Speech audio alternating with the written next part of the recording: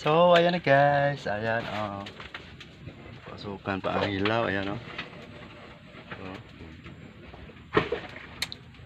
ito pa, May ano pa dito. Isa, dalawa, tatlo, apat, mga 5 pang sako. Maya, binta na to. Mapira to. Ayan, Kabili na si Bossing ng ulam at bigas. Si Bossing guys. Red horse lang, tapat yan. Red horse lang nasa kalam. Pinapasukan pa guys. Ayan.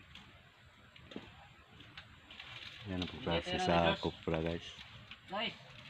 Tapos, dito ang kanyang ilalim lagyan ng kahoy. Ayan. Basta naghanas ng kahoy re. Kawadyan, kusog mo ng siga. Naghanas ang kawadyan.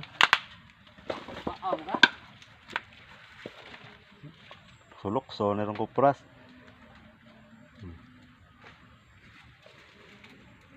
Ayan. Processing sa kupra. Katapusan yang mga hilaw.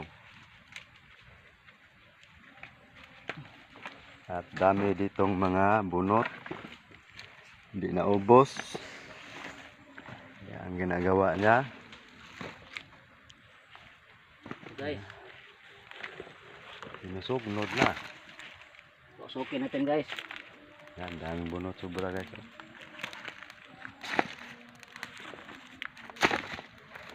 Pawala sa lamok.